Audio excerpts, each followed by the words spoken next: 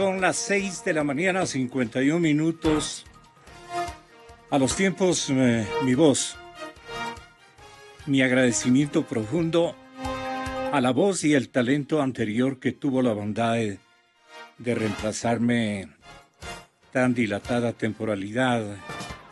Pues nos animamos a una intervención, a una cirugía doble en nuestros ojos. Y al retirar unas cataratas que teníamos, pues nos animamos a ubicarnos unos cristalinos. Y esa operación requiere de tiempo. Este mismo instante estaremos seguramente con un 60 a 70% de nuestra visión, de nitidez, de claridad. Pero todos los que han atravesado por estas prácticas odontológicas saben perfectamente que esto es cuestión de paciencia y un poquito de tiempo. Así es que nos compramos justamente ayer, y perdonen ustedes por tanta confidencia en la Fibeca, nada más ni nada menos que unos lentes de lectura. Y han sido carísimos, creo que tienen un importe de $7 u $8. Miren ustedes, las personas que nos están en este momento viendo a través de nuestra televisión digital, me pueden observar. Este instante estoy estrenando unos lentes de lectura, no me queda más. Pero es que requerimos especialmente esta mañana de constituir y configurar algunos datos, algunas puntualizaciones y avances que, como el escrutinio peruano, nos están ofreciendo este mismo instante. Esto ya son resultados oficiales. A las 6 de la mañana con 54 minutos, los resultados oficiales de las elecciones generales de este año, señoras y señores, mencionan que Fuerza Popular de la CEI prácticamente ha coronado cerquita al 40% de la votación.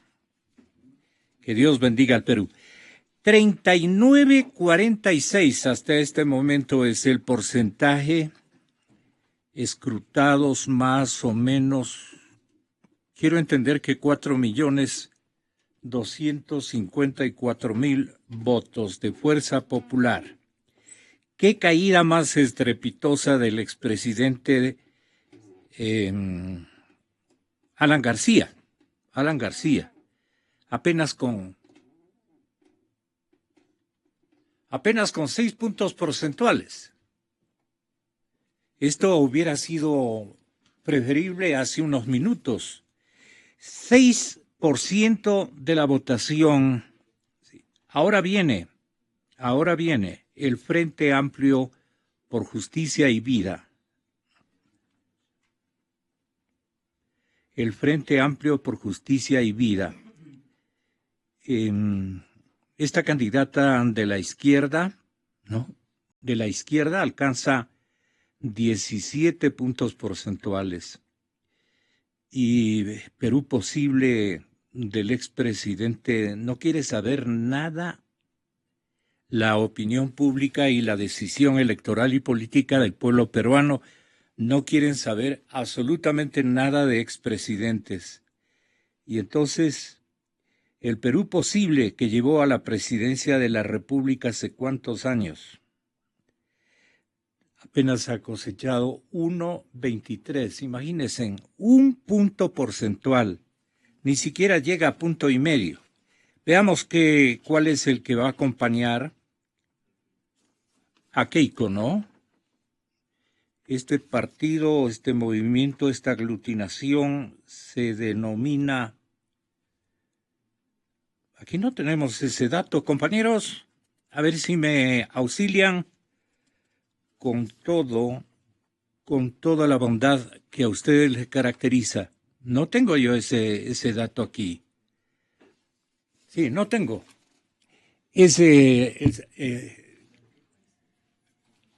A ver, ayúdeme, porque le digo que vengo de realizarme.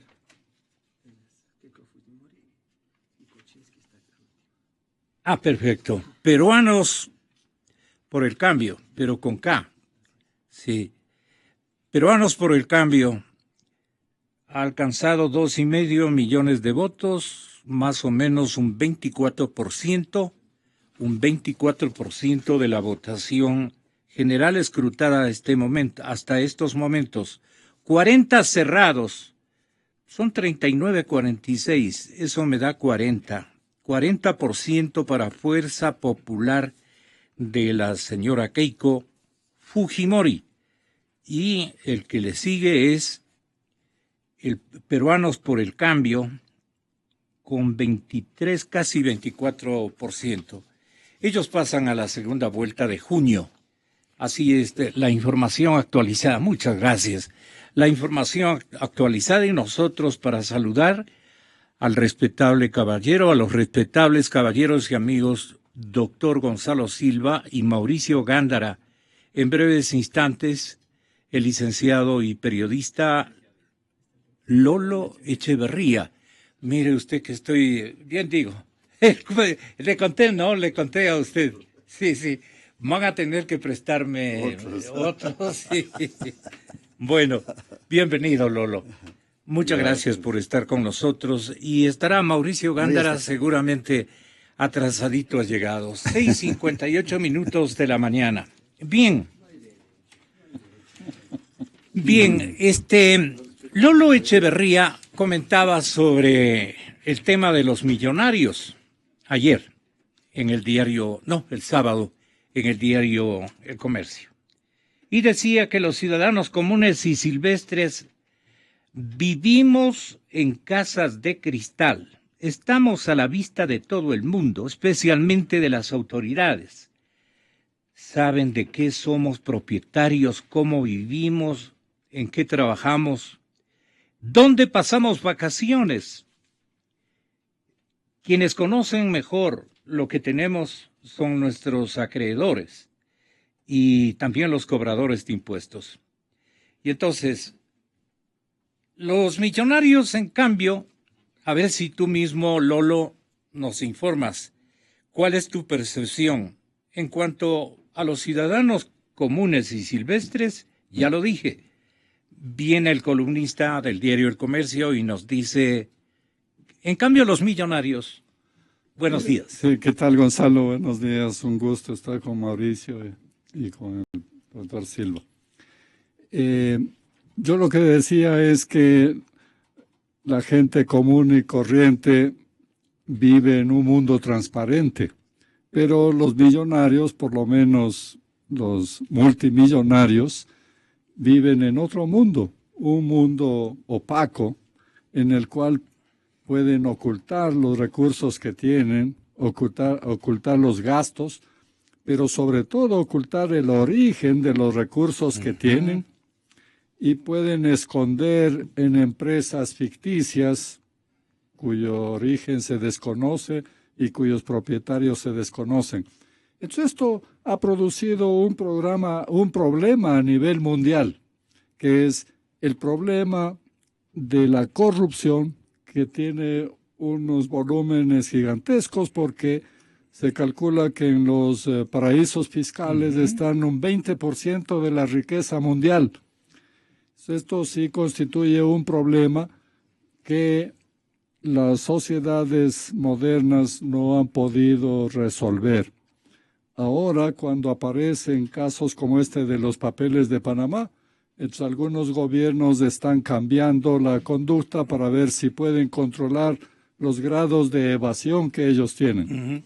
Por lo menos hasta ahora tenemos el caso de Islandia, donde le obligaron a renunciar al primer ministro, el caso de Francia, que vuelve a ponerle a Panamá entre los países, entre los paraísos fiscales, y el caso de Estados Unidos, que quiere controlar también a las transnacionales para que no sea tan fácil trasladar las sedes de las transnacionales a los paraísos fiscales. Lolito, si usted me permite, yo recibí esta información del gobierno americano.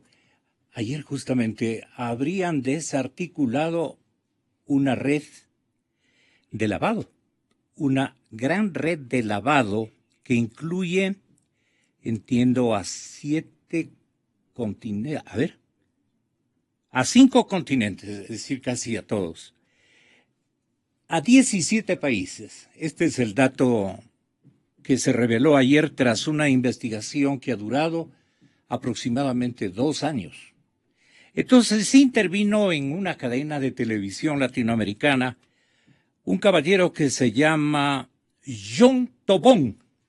Él es miembro de un grupo de investigación interna del gobierno estadounidense y creo que tiene sede en Miami. Este caballero dice que han descubierto cosas como las que a continuación él mismo describe. En Miami me acompaña John Tobón, agente especial de investigación del Departamento de Seguridad Interior. Gusto de saludarlo, señor Tobón. Para poner en perspectiva esto, la droga no entraba por el sur de la Florida, sino que los ingresos que producía en el país eran enviados hasta Miami, donde se blanqueaba el dinero a través de compañías de exportación a Colombia. Los importadores colombianos, a su vez, sin necesariamente saber que estaban en un negocio ilícito, pagaban por sus productos en pesos en Colombia, supongo que un tipo de cambio mucho más conveniente, y depositaban ese dinero en cuentas de intermediarios, de brokers en Colombia que estaban asociados a agentes del cartel de Cali. O sea, la plata nunca se movía del país. Ese, en efecto, era el modus operandi de esta situación. Muy buenas noches. Sí, ese es el método que empleaba esta organización y es muy simple, es el mercado negro, el mercado paralelo de divisas que existe en Colombia y en muchos otros países en Latinoamérica y en realidad alrededor del mundo. Ahora bien, las empresas de Miami, las 11 empresas involucradas en las transacciones, entiendo que no tienen cargos criminales. ¿Esto por qué? Porque se supone que no habría dolo, se supone que estas empresas no habrían actuado de mala fe. Bueno, en cuanto a la mala fe de las empresas, no es necesariamente que no exista.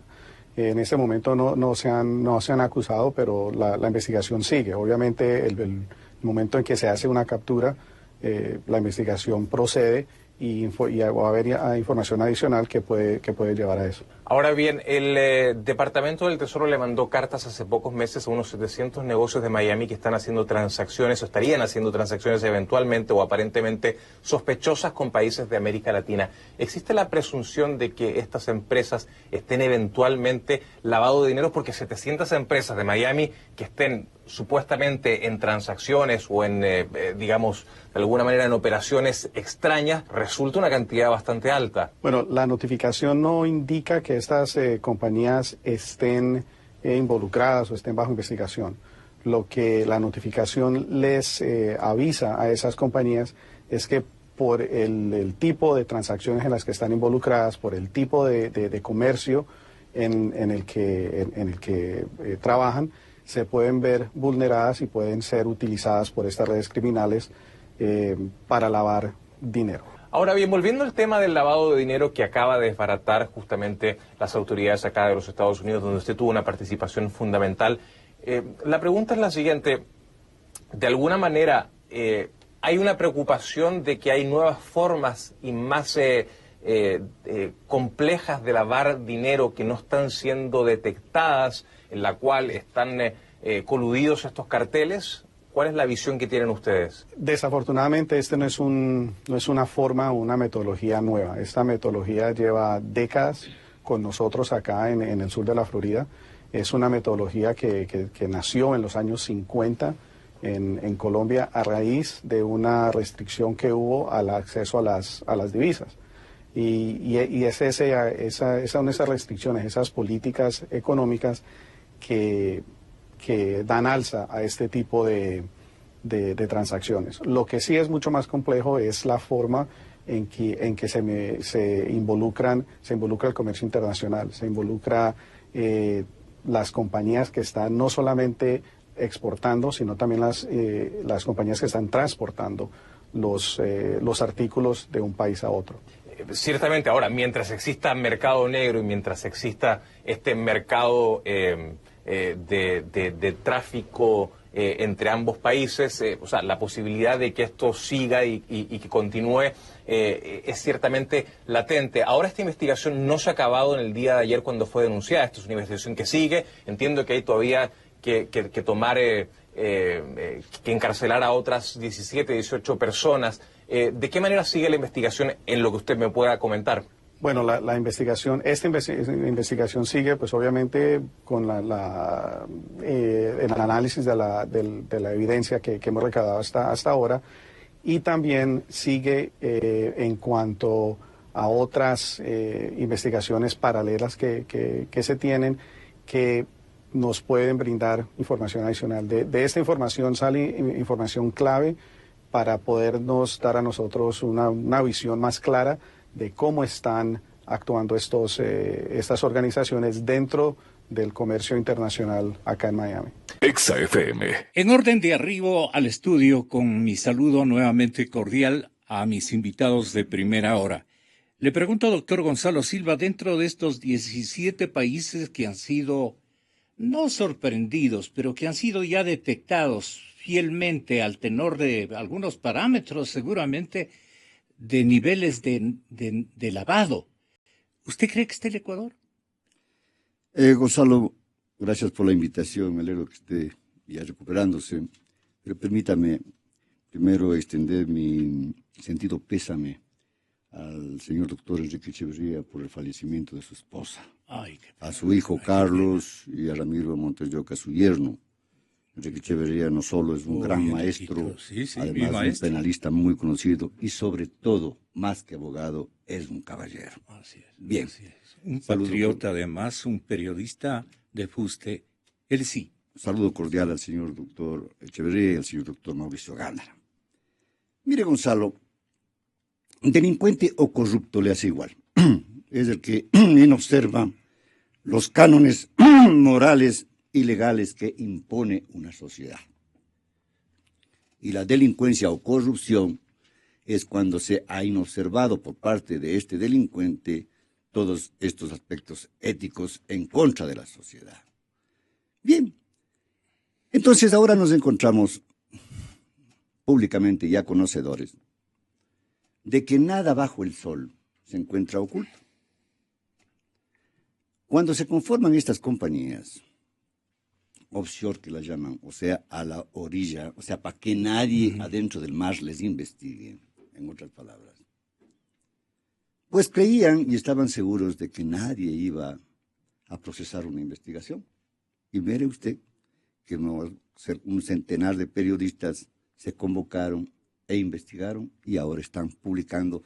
De a poco, según los que escuchamos, de a poco saldrá la noticia sobre todos estos antecedentes delictivos, porque las compañías generalmente que se conforman o se aperturan en estos paraísos fiscales tienen dos fines, y así está declarado públicamente: para lavar activos, o sea, esconder dineros mal habidos o ilícitamente adquiridos, o el blanqueo de dinero, que se llama generalmente, o para evadir impuestos, porque allí no cancelan nada, más bien tienen una protección o una sobreprotección, diría, sobre los capitales. Entonces, se está investigando.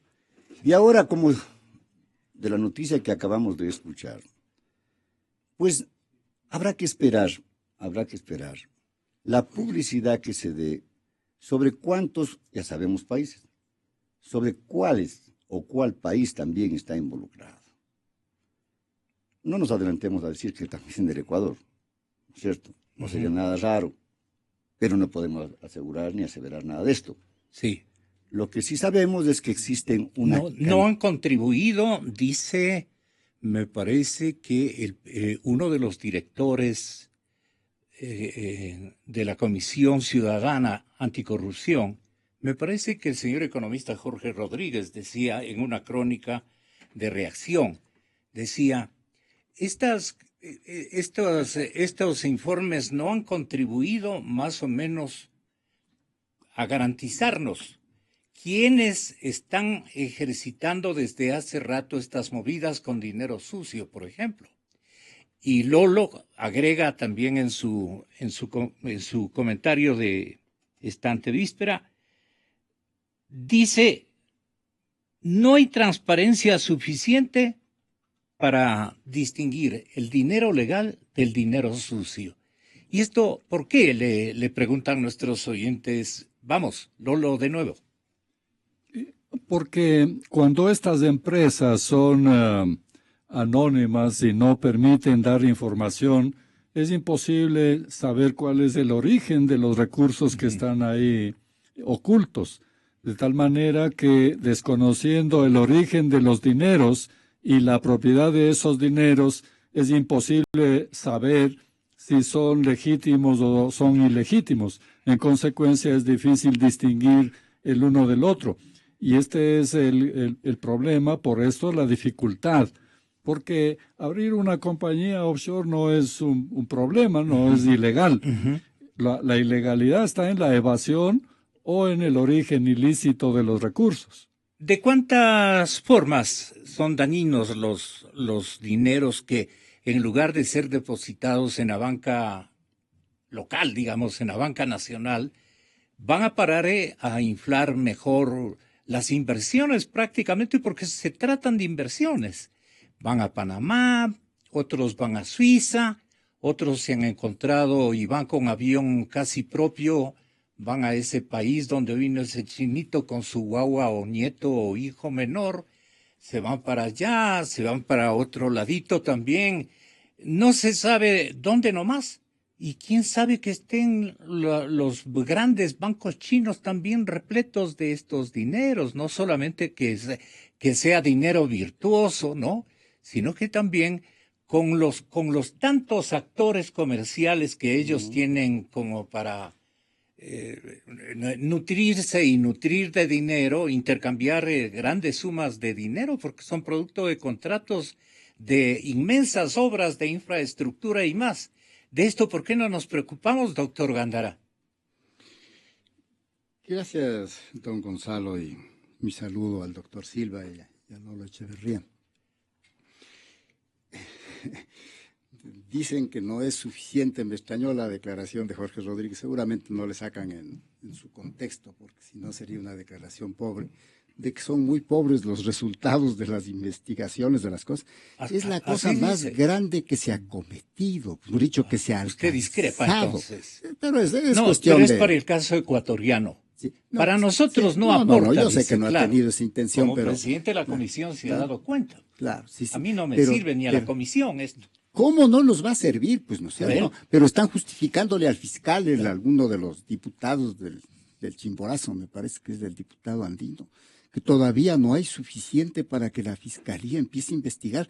¿Qué? ¿Los periodistas le tienen que hacer el trabajo a la fiscalía? Si hubiera fiscal en el país, si hubiera fiscalía, ya estuvieran investigando todos los contratos de las compañías brasileras que ya han confesado en Brasil, pues, y que se están refiriendo al Ecuador. Ya se refieren a la compañía OAS, que llevó el dinero a Andorra, al paraíso fiscal de Andorra. El fiscal Chiriboga debería pedir por lo menos una copia de lo que han revelado allá, pues, a la justicia brasileña, ¿no? Pero los periodistas tendrán que irse para saber qué nomás hizo la OAS, qué nomás hizo la Andrade Gutiérrez, y sobre todo la privilegiada de todos, que es la Odebrecht, ¿cierto? Sí. Que han tenido un departamento para pagar las comisiones, para manejar. Hay en Suiza. Y para demandar a los periodistas también tenían aquí claro, para que hablan, sí. pues, ¿no es cierto? Aquí está uno de ellos. Claro, sí, entonces, todo eso hay. Y en Suiza ya pidió la Fiscalía de Brasil la extradición de alguien al que le han detenido, que fue a tratar de esconder las cuentas con las que hacían los pagos de las comisiones en los distintos países, pues, ¿no es cierto? Entonces, si hubiera fiscalía, ya estuvieran allí en Brasil. Y si hubiese fiscalía, ya estuviesen también. Aquí está el día martes. Contratista china buscó estudios en Suiza vía esta compañía famosa Mossack Fonseca, ¿no es cierto? Entonces, para sacarle, aquí dice, para sacar la plata del Ecuador, para que no haya la retención en la fuente. ¿Qué esperan? Pues que les den haciendo de una vez, les den redactando la cabeza del proceso, el inicio de la acción fiscal, no, ¿qué esperan? Este reclamo contundente de su parte es ¿a quién? A la Fiscalía. Pero por supuesto, y a todas las autoridades, pues, ¿por qué no está investigando este rato la Dirección de Rentas del SRI? Pues, ¿no es cierto? No a ver, nada que ¿dónde nomás? Y el Contralor, a ver dónde están los fondos sucios, pues, ¿no es cierto?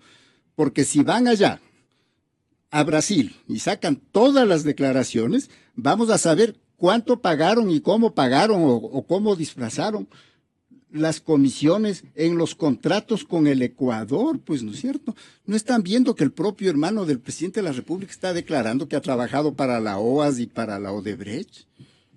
Pero si está en los periódicos, ¿qué esperan? ¿Qué esperan para...? ¿Sí?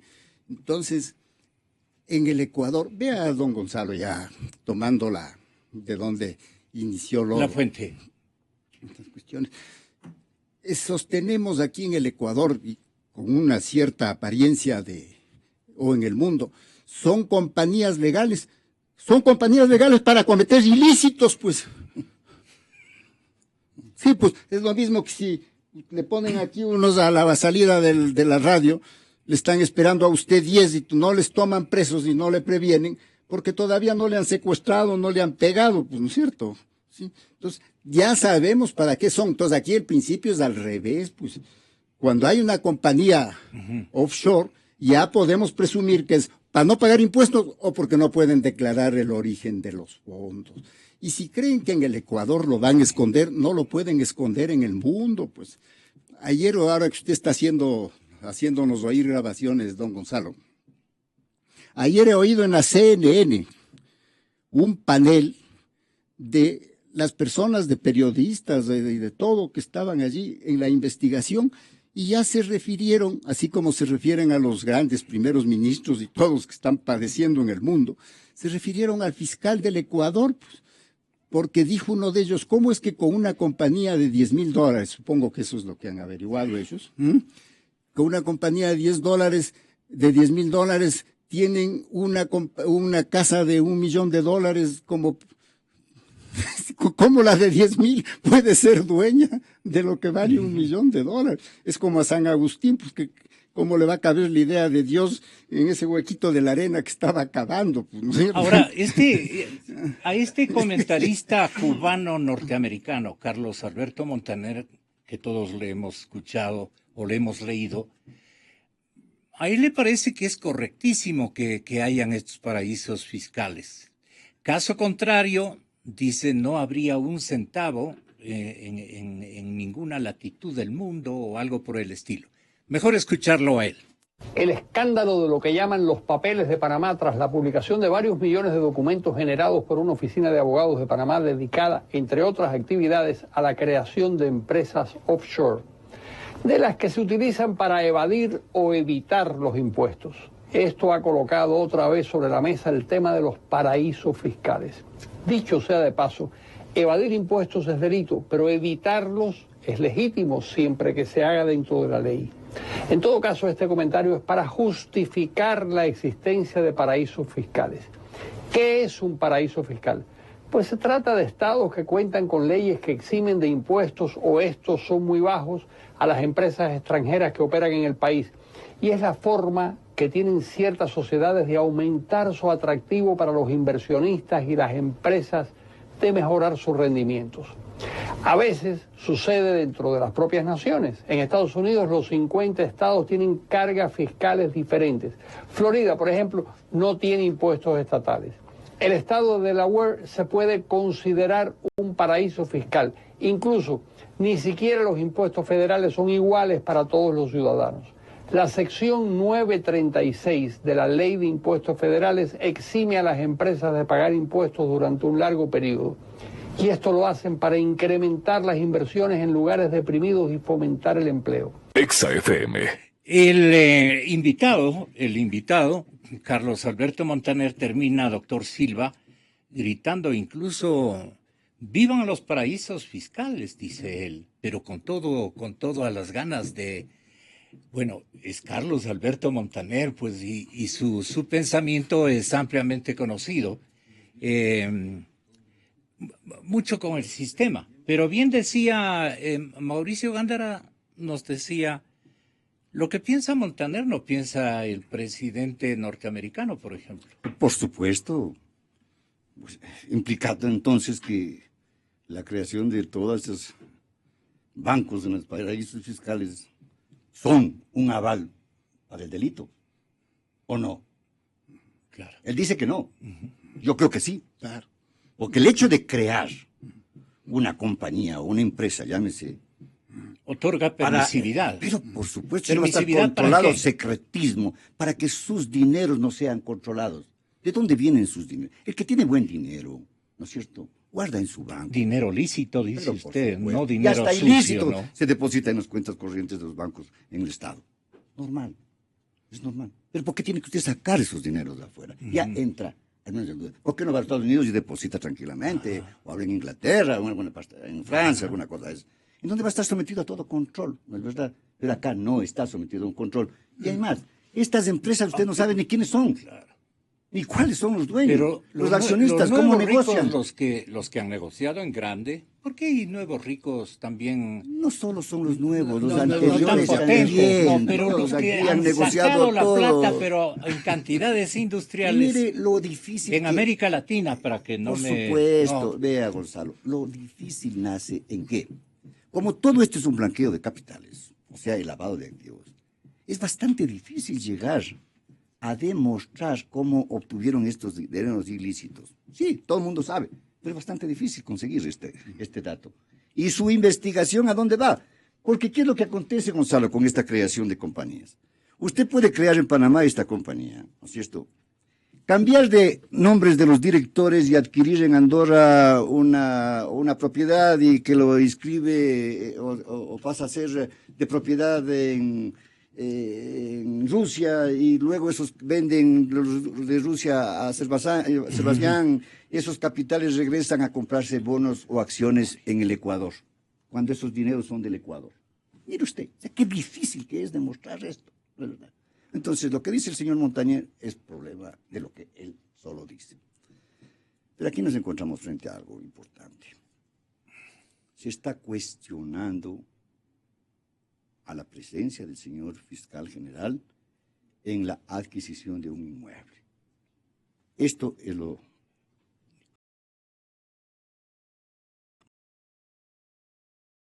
No, por el tiempo que ha pasado. Bueno, mire, ¿qué es lo que acontece? Y vamos a Alguien me vamos a pone dar ahí algún un error zapatito. sobre estas cuestiones. El señor doctor Chiriboga, de lo que se conoce, fue abogado de Bancomex. Bancomex le entrega para que cobre unas obligaciones a unos señores alemanes. Hasta ahí, todo correcto. Los alemanes le debían a Bancomex. Exactamente. Se impone, como los abogados sabemos, en la primera medida, como medida cautelar, la prohibición de enajenar la propiedad. Porque son títulos cambiados. Sí, es procedente. Hasta ahí se conoce y un poco más. Luego, en el año 1999, se conforma o se apertura esta empresa, Madrigal, 1999. Y en el mes de noviembre, más o menos. Y en el mes de diciembre de 1999, esta empresa adquiere la propiedad. Pero no aparece el doctor Chiriboga, no aparece su esposa, aparece quien prestó el nombre, según dice un doctor Gaitán Villavicencio. Él es el que firma. Pero ¿quién pagó las obligaciones a Bancomex? Es el doctor Chiriboga. El mismo cobrador. O el que estaba a Entonces, cargo esta empresa, ya dueña de esta propiedad, entrega en fideicomiso a que Lodesa lo administre desde el año 2000 hasta el año 2010, en que se reintegra a la propiedad Madrigal, la propiedad y su administración. ¿Qué acontece? Que después de estos años de 2010 se solicita el cambio de directores de Madrigal. Ahí comienza el error. Ahí aparece de bulto el error. ¿No es cierto? Al solicitar que se cambie de directores de la empresa Madrigal, ¿a quién? A Mozart Fonseca. Los directores. Y usted sabe a qué nombres colocar o a quién colocar. ¿No es cierto? Entonces, ya se aprecia, y públicamente digo, que como directores están la esposa, está el señor doctor Chiriboga y está un señor Fuentes Díaz, que investigado es del ingeniero agrónomo Alejandro Fuentes Díaz, que funge como secretario tesorero de Madrigal. Entonces, Fuentes Díaz... ¿Es pana del fiscal? ¿Usted lo determinaría así? ¿Ah? ¿Este señor es pana del fiscal? Es el tercer hombre en la Fiscalía General del Estado.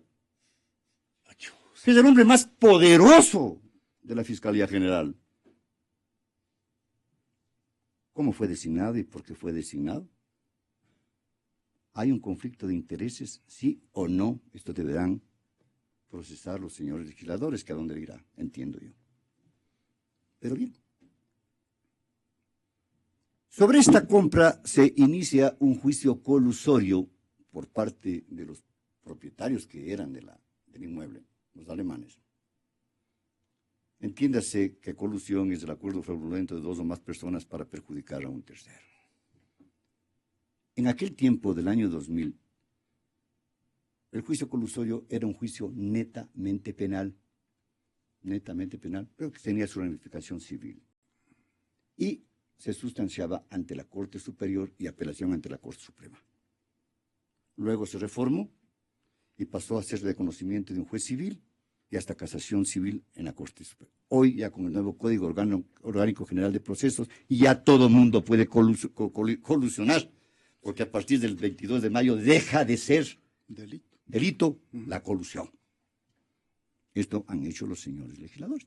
Pero bien, este juicio colusorio instaurado prescribe en el año 2006. O sea, quedó en el anonimato. ¿Y por qué prescribió? Por el tiempo. Porque las acciones colusorias prescriben en 5 años. Y hay resoluciones del Pleno de la Corte Suprema que determinan desde el momento de los hechos. Si los hechos fueron en diciembre del año 2009, al 2006 está prescrito. Pero hay un hecho que me causa sorpresa. Es de que se inicia también por parte de los alemanes un juicio de lesión enorme. Y digo, ¿por qué me causa sorpresa? Ahí está. Porque al demandar el juicio de lesión enorme, significa que sí estaban de acuerdo con la compraventa.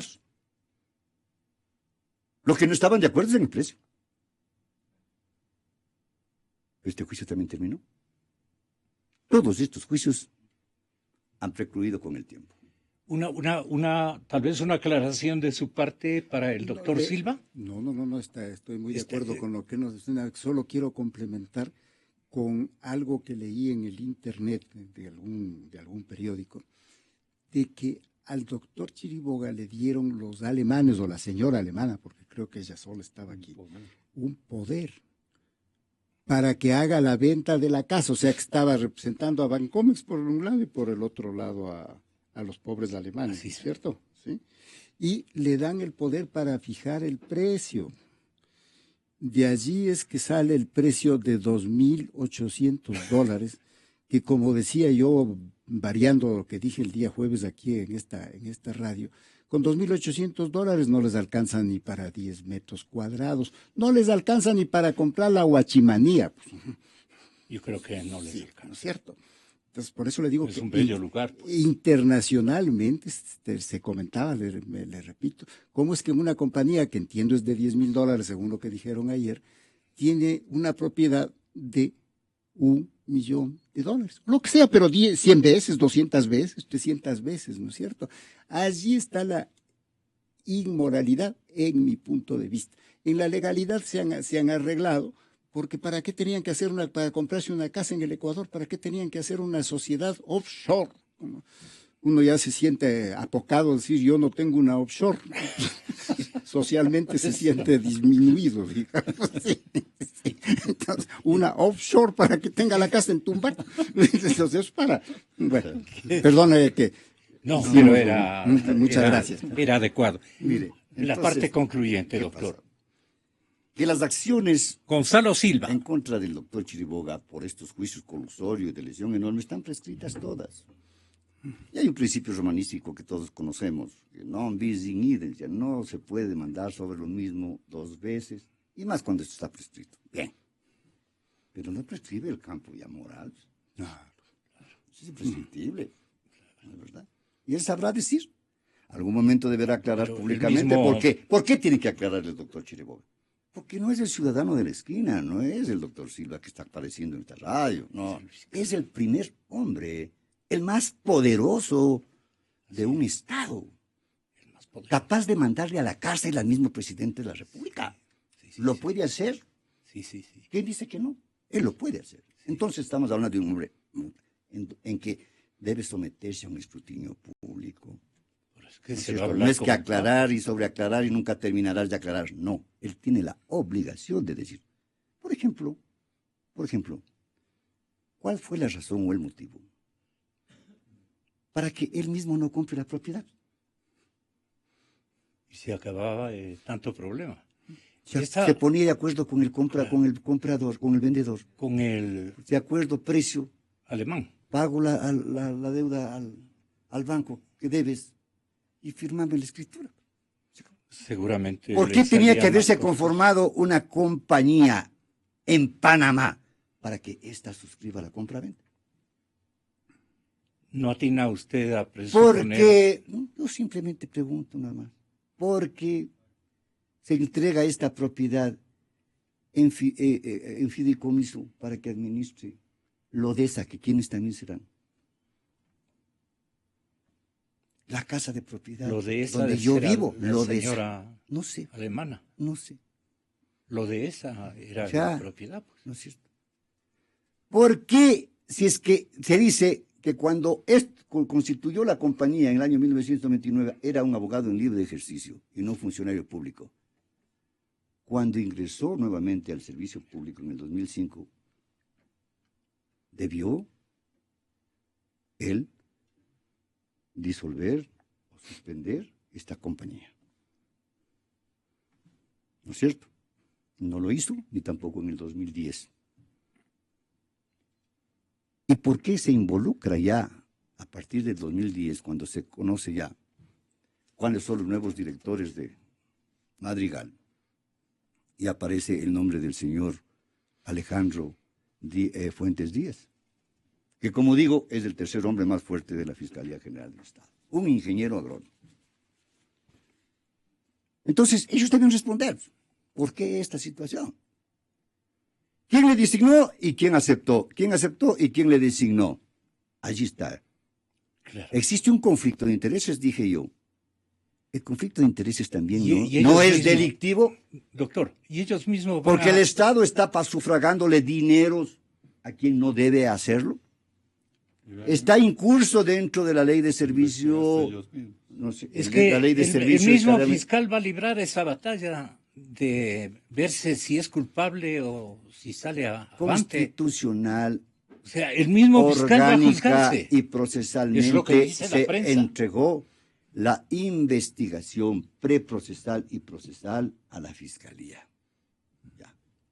Y el único que puede investigar cualquier hecho o presunción de hecho delictivo es el fiscal. ¿Usted quiere oírle al señor fiscal? Ustedes, caballeros, y al público en general, me parece, este momento está atravesando el canal Ecuavisa y ahí está explicando, resaltando su vigoroso plan. Tenga la gentileza, fiscal. Debían a ese banco. Si usted analiza estos 220 millones de dólares, 220 millones de sucres a la cotización de esa época, 5.700 sucres por dólar, mi inversión en ese banco ya se había perdido en casi el 50%, porque esos 220 millones de sucres que ordenó el juez pagar a los CLADEC, que los CLADEC pagaran al banco, representaba apenas $39.447. Ahora, pero hay una cosa muy importante, dice, porque solo en la declaratoria de bienes del 2013 a Contraloría consta su inversión de $10.000 en la sociedad Madrigal, que fue constituida en noviembre de 1999 por Mossack Fonseca en Panamá, pero no hace referencia a la propiedad de Cumbayá en la que usted vive y fue transferida a Madrigal por sus anteriores propietarios. Ahora, consta esa propiedad en la hoja adjunta de inmuebles a que se refiere la declaración a Contraloría, y si ahí consta, ¿por qué no la declaró en 2005, 2006 y 2010?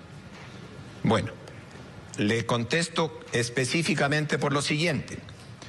Cuando el juez ordena el pago a los CLADEC de esta propiedad, por lo tanto yo no era abogado de los CLADEC como malintencionadamente se ha presentado, sino era el abogado que intervenía por los derechos que el banco me había transferido. Digo, se firmó la escritura de compra-venta,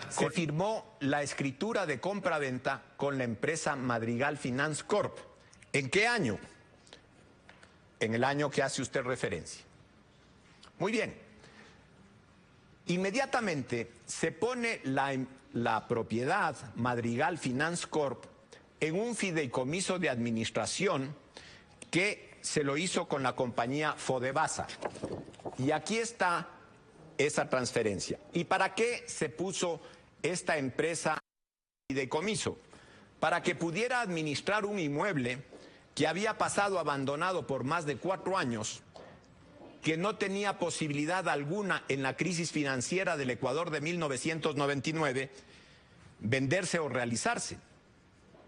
Por lo tanto, durante todo ese periodo de tiempo, el fideicomiso es el que tiene la propiedad para administrar el inmueble. Y por lo tanto, ahora, la sociedad Madrigal fue constituida por Mossack Fonseca el 24 de noviembre de 1999 en Panamá, con un capital de $10.000, ahí está la escritura, con amplias facultades, como se estila en esta compañía, para que la Junta de Accionistas se reúne en Panamá, en el extranjero, por medios electrónicos.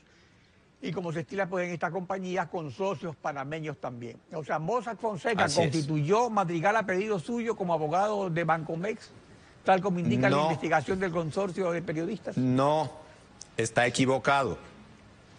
Lo que hace mi estudio jurídico cuando tenemos este caso es, a través de un estudio jurídico de Ecuador, que busque una empresa en Panamá que pueda hacerse cargo de este proyecto. Por lo tanto, la empresa Madrigal Finance Corp no está constituida por pedido de Galo Chiriboga, sino que era una empresa que estaba ofertada a través de un estudio jurídico del Ecuador para que pueda asumir esta responsabilidad. Y otra cosa más. Ahora, pero cuando se constituye Madrigal y se nombran después a los administradores siguientes, luego de que son sustituidos los originales, que son los panameños, como se acostumbra en estas compañías que se constituyen en el extranjero, se aparecen ciertos amigos suyos dentro de la compañía. ¿Eso sí fue a pedido suyo? Es a pedido mío. ¿Por qué razón? Porque en el directorio de una empresa uno pone a sus amigos, no a sus enemigos, pues. ¿Usted a quién pondría en una compañía que usted forme? Seguramente en el directorio va a poner a personas en las que usted confía. Eso es elemental, pero en su declaración juramentada a Contraloría del 2013, usted hace constar su inversión de $10.000 en Madrigal. Así es. El 100% del capital de Madrigal. ¿Es usted el único accionista de Madrigal? En este momento sí, y así está reportado a la Contraloría. ¿Y en el anexo de los inmuebles consta la propiedad de Madrigal? En el anexo de los inmuebles consta la propiedad de Madrigal. Ahora, ¿por qué no declaró eso antes, durante el 2005, el 2006 y el 2010? Porque le acabo de explicar de que durante ese periodo no estaba en poder de Madrigal la compañía, sino en poder de una fiduciaria que se llama Fodebasa. Ahora, según la investigación del Consorcio Internacional de Periodistas y de acuerdo a la información del Universo, indica que semanas antes de su toma de posesión como fiscal general en julio del 2011, su esposa María Victoria Espinal le pidió a Mossack Fonseca que usted y otros administradores de Madrigal no figuraran más como tales y fueron reemplazados por otras personas de la firma de abogados Parameña. ¿Es correcta esta información? Es correcta. ¿Por qué razón? Porque no puede el fiscal general de un estado estar vinculado a una empresa de ninguna naturaleza. Y quiero aclararle algo más, Alfredo. Sí. Esta empresa no tiene ninguna actividad en Panamá, ninguna actividad en Ecuador, más allá de la de ser propietaria como persona jurídica de este inmueble. No tiene cuentas corrientes en Panamá, no tiene cuentas corrientes en el Ecuador. Y aquí están las declaraciones, los pagos de impuestos prediales que durante todos estos años ha realizado la compañía. Claro, pero al ser traspasada al fideicomiso, digamos, ahí sí estuvo exonerada de impuestos municipales. Ningún impuesto.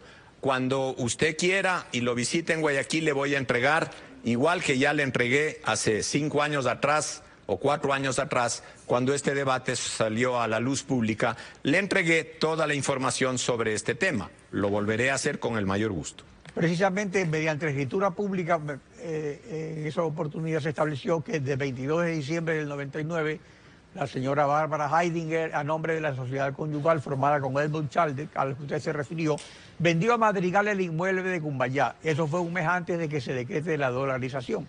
Ahora, es cierto que el precio pactado en sucres fue el equivalente de $2.800, como dicen estas denuncias, y que luego los cónyuges Chaldek lo demandaron por fraude. A ver, aquí está la sentencia, y se la voy a leer si usted me permite, en donde el juez que llevó a conocimiento esta causa dispone el pago exactamente de 220.940.006.000 sucres. Ese es el monto del pago. Por lo tanto, cuando ordena el pago el juez, se apela a la sentencia, los Heidegger apelan la sentencia, va a la Corte Superior y la Corte Superior rechaza la demanda por no tener fundamento. En ese momento, los Heidegger presentan con el propósito de nulitar esta sentencia una demanda diciendo que a ellos no se les había pagado el precio justo. Y el juez 13º de lo civil de Pichincha, el 20 de septiembre del 2006, dispone, y permítame leer lo que dice. Sí, brevemente, porque ya se nos acaba el tiempo. Sigan. Sí, ya lo vamos a terminar. Que hay, que lo que han Heidegger es superior a 300 millones de sucres. Aquí está. Y que por lo tanto no procede la demanda por un precio supuestamente injusto pagado en su favor. Galo Chiriboga, gracias por su participación. Comencemos por el doctor Gonzalo Silva. Mire, Gonzalo, escuchándole al doctor Chiriboga, exactamente coincide con lo que yo he manifestado esta mañana. Exactamente. En mi pueblo chiquito decían, es mejor que te calles, pana. Habría hecho mejor papel no hablar. Él ha reconocido hoy, ya a nivel mundial, de que la compañía Madrigal fue la que compró la propiedad. Él es el dueño de la compañía Madrigal. Único accionista, dice. Con su esposa y como tesorero secretario, el actual tercer hombre de la Fiscalía General, según el reporte de la misma Fiscalía General. Un subordinado del señor fiscal. Lo que faltó al señor doctor Pinargote haber obtenido el dato es ¿quién firmó por Madrigal la compañía, la compraventa? Seguro que no está el doctor Chiriboga, por supuesto. Pero dice él que su estudio jurídico dispuso la contratación de esta compañía, para que se aperture esta compañía. Y todo esto está prescrito. En cuanto a las acciones colusorias, a la acción que hace referencia, todo está prescrito. Pero dije, ¿estará prescrito el campo moral? Esas son sentencias que perduran. Bien. Entonces yo lo que creo, señor Gonzalo, lo que yo creo es que aquí debe haber un baño a la verdad, porque hablamos de que el fiscal general es un hombre de escrutinio público y está sujetado a aclarar bien, pero bien. Porque lo que está hablando le confunde más y le condena más. Hoy se condenó más. Hoy se condenó, definitivamente, sobre todo lo que se ha manifestado. ¿De qué se condenó? Se condenó de que Madrigal, de que él fue abogado de Bancomex. Se condenó porque Madrigal compró la propiedad, que era de él. Se condenó porque se entregó el fideicomiso, propiedad de él. Se entregó que el Fodesa o Lodesa era la que administraba. Se condenó porque se le reintegró la propiedad a él. Se condenó porque él vive sobre esta propiedad. Se condenó porque los socios y accionistas son ellos. O sea, es lo mismo. Qué bien dicho. Entonces, cuando declaró en su declaración juramentada de bienes, me imagino que está también eso. Claro. Y también a la salida. Porque los funcionarios públicos rinden sus cuentas cuando entran y cuando salen de los bienes que han adquirido o han incrementado para un posible juicio de enriquecimiento ilícito si se da el hecho. Doctor Gándara, este momento no hay poder en el Estado ecuatoriano que le pueda regresar a ver, simplemente regresarle a ver y decirle, ¿qué te pasa, Galo? Al señor fiscal general de la República, algún personero, alguna entidad, alguna institución, algún organismo, nadie puede decirle absolutamente nada. No le podemos decir, digo en broma, con sarcasmo, porque el presidente de la República ya dijo que son unos caraduras los que están hablando de estas cosas contra los que son parte de su gobierno o del Estado, ¿no es cierto? Sí. Vea, don Gonzalo. ¿El señor fiscal es parte del gobierno de Correa? No, por eso le digo, o del Estado, por eso. O del Estado, corrigido. Porque aquí mismo estuve diciendo, pues, sí, que dicen, porque es contra mi gobierno. No es contra el gobierno de él, no debería ser porque el fiscal no es parte del. Más bien es un fiscalizador de su gobierno. Vea, aquí hay, como lo dije al principio, cosas tan evidentes que hay que perseguirlas. Una, por los contratos de Brasil. Dos, por lo que está saliendo ya de este estudio de las compañías offshore, ¿no es cierto? De los perjuicios al Estado. ¿Será él que está cuestionado el que puede seguir eso? ¿Sí? Vea, don Gonzalo, aquí hay una cosa, lo que ha sacado los papeles. Vea usted que se caen primeros ministros en Europa porque hay conciencia. Este rato le están pidiendo el Reino Unido. El del Reino y al de Malta. También en Europa, ¿sí? le están pidiendo. Entonces, esto va a ser una cadena. Ya entró la Fiscalía en El Salvador, a las oficinas de Mossadegh, ¿cómo se llama? Estoy empleando mal el nombre del famoso líder petrolero. Entraron a la oficina para... Aquí hay 5 oficinas que lo representan. Claro, sí, esas cuestiones. Entonces, y este señor está ahí defendiéndose como gato patas arriba. ¿Cómo puede él iniciar las acciones? Vea, don Gonzalo, hay que decir una cosa. Sí. Estas compañías se constituyeron o se constituyen, porque no es pecado, esto hay que aclararle a la ciudadanía, porque alguien dice, si yo tengo una cuenta en Estados Unidos, está muy bien, no tiene, es su plata, pero a su nombre. Si de lo que estamos hablando es que no está su nombre como no está la compañía de la casa, ¿no es cierto? Claro. ¿Sí? Para esconderla en un paraíso fiscal Pero donde nada... Offshore. Claro, offshore, esa es la palabra. Paga la luz ahí. Si usted no está offshore, no es nadie, don Gonzalo. Gracias. Sí. Vea, lo último. Vea, todo esto se ha constituido para lo que Chomsky era la quinta libertad, pues, ¿no es cierto? El derecho al saqueo, pues. Porque yo a ratos digo, porque eso es contra el saqueo de los imperios, ¿no es cierto? Sí. Para el derecho al saqueo, termine, doctor. El derecho al saqueo. Y yo a ratos dudo ¿quién ha saqueado más a nuestros países y al pobre Ecuador? Si las compañías extranjeras, no las que han actuado correctamente, sino estas compañías que ya están siendo perseguidas en el mundo entero, esas cuestiones, esas compañías, o los ecuatorianos, pues, por eso decía yo en esta radio, don Gonzalo, que quien quiera ser presidente de la República, fiscal, superintendente de bancos, de compañías, que son los que tienen que seguir esta cuestión, tienen que hacer una declaración que no tienen offshore. Y si la han tenido, tienen que cerrarla y presentar los libros de cuántos fueron los capitales, de dónde vinieron. Exactamente, ¿sí? Es lo que pedía la doctora. Y si pagaron impuestos. La doctora Walker. ¿No? La doctora Araujo, Paulina Araujo. Sí. La otra mañana, la penalista, aquí, sí, delante suyo, pedía que luego de darse a conocer los papeles de Panamá, decía ella, también deberían ser exigibles en observarnos, es decir, en explicarnos el origen del dinero que se invirtió en las empresas offshore.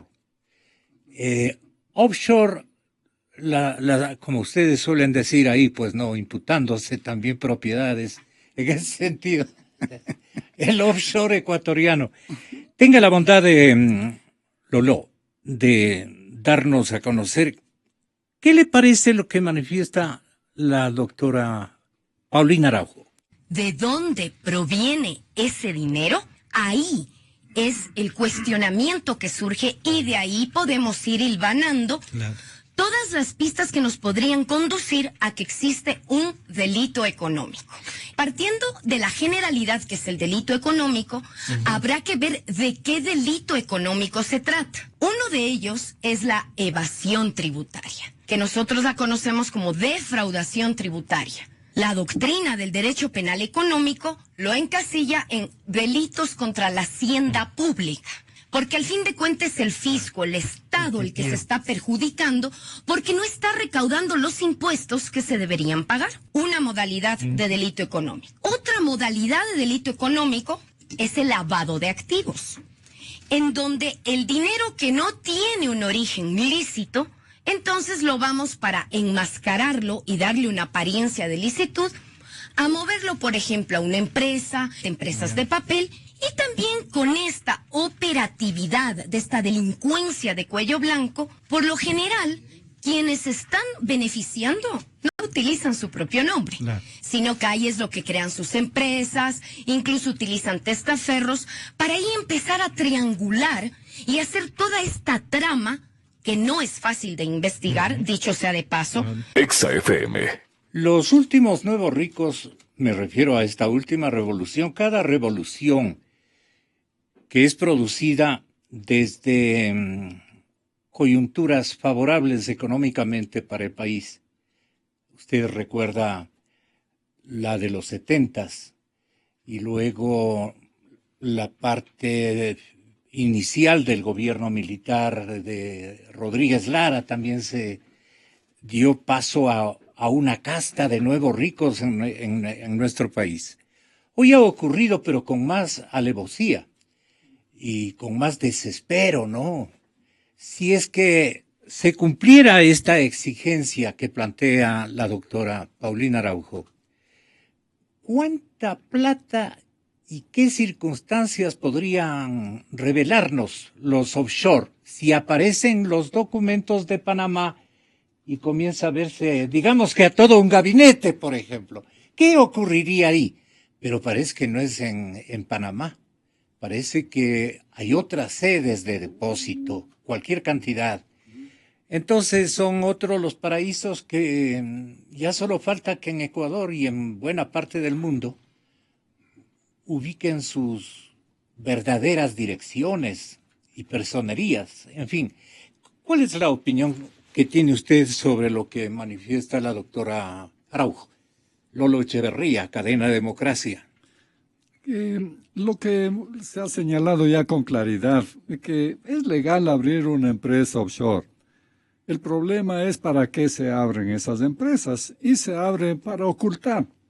Ahora bien, nadie oculta lo que es virtuoso y lo que es lícito. Se oculta lo que es tenebroso, como el caso que hemos escuchado esta mañana. Es algo tenebroso, no solo para el Estado, sino para los ciudadanos. Si un ciudadano puede ser estafado, si un ciudadano puede ser perjudicado, y al final resulta que en lugar de hacerle justicia, tienen que queda debiendo. Entonces, esto es para asustar a cualquiera. De tal manera que lo que nosotros como ciudadanos todos debemos exigir es que haya transparencia. Para eso pagamos. Mire usted, yo terminaba en diciendo... esta coyuntura, ¿a quién pedimos transparencia? A todos, mire, nosotros estamos pagando policía, contraloría, fiscalía, organismos de control, superintendencias, estamos pagando todo eso para que esto no se produzca. Claro. Para que nos protejan. Entonces, ¿cómo puede ser? Para que ser? protejan la plata nacional, la plata del Estado. ¿Cómo puede ser que tengan que hacer un comité de periodistas para descubrir estas porquerías? Y que ni aún así las autoridades de control se conmuevan y tomen cartas en el asunto, como se dice, ¿no? Eso es lo que les corresponde. Ahora bien, se vuelven rosquituertos en el caso de la fiscalía, ha dicho el fiscal que está listo para que le investiguen. Pero entonces tiene que renunciar porque no puede él fiscalizarse a sí mismo. Entonces, esto es un tema de moralidad, no es un tema ya de legalidad, puede estar prescrito legalmente, pero es un tema de moralidad y no puede él investigarse a sí mismo. Entonces, por delicadeza, él tiene que renunciar para poder hacer esa investigación. ¿Quién tiene que juzgar al fiscal Chiriboga, doctor Mauricio Gándara? De aquí viene un problema bien importante. Eso hay que barrer, pues. Porque si el tercero es allí. ¿No? Usted dice esa fiscalía hay que barrerla. Si le nombran a la subfiscal, que estuvo habiendo ella girado, recordádole a la policía el año 5, que había las órdenes de prisión contra Bucaram, Taquiqui y Novoa. Ella, el propio Bucaram, se quejó y le publicó la conversación pues, que ella tuvo con la fiscal, que era fiscal encargada, pero era la fiscal, pues, ¿no es cierto? Claro. Sí, Ñañito, no te preocupes, no, ese ministro de gobierno que era yo, no, ese me ha de coger, no, estate tranquilo, y le ayudaron a salir no sé quiénes nomás le ayudaron a salir, pues, no sé. Entonces, si les reemplaza a la fiscal, yo creo que el remedio puede ser peor que la enfermedad, ¿cierto? Entonces tiene que cambiarse totalmente, escogiéndole entre la ciudadanía, en consulta con la ciudadanía, pues, ¿no es cierto? ¿Qué le exige a la institucionalidad ecuatoriana de controles? Tenga la bondad, doctor Silva. Mire, Gonzalo, yo coincido con el doctor Mauricio Gándara y con el doctor Echeverría.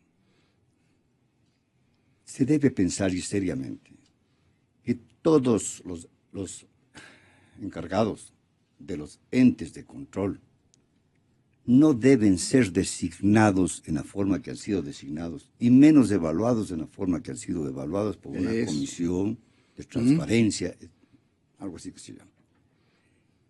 Contralor, procurador, ministros de Corte Suprema, defensor público, deben ser designados por el pueblo ecuatoriano. Votación. Solo allí obtendremos de alguna manera la autonomía e independencia de sus instituciones y de sus poderes. Mientras el mismo Estado maneje el procesamiento evaluatorio para sus designaciones, serán los mismos aliados los que sean designados, ¿no es cierto? Recuerdo claramente, y fue un error de muchísimos abogados y prestantes abogados, que brindaron su contingente para procesarse como posibles fiscal general. Cuando ya estuvo designado antes, ni siquiera que existe el procesamiento. Y eran buenos abogados. Y eran excelentes, muchos de ellos, que se avergonzaron o que tuvieron el error de haber concurrido a esta convocatoria. Entonces, esto tiene que cambiar. Si la base no está debidamente sustentada, no solo con lo cognitivo, o sea, con el conocimiento, y con la probidad que impónese a los jueces más que a nadie, pues lo menos que tiene que hacer es pensar, ¿qué va a pasar con esta fiscalía?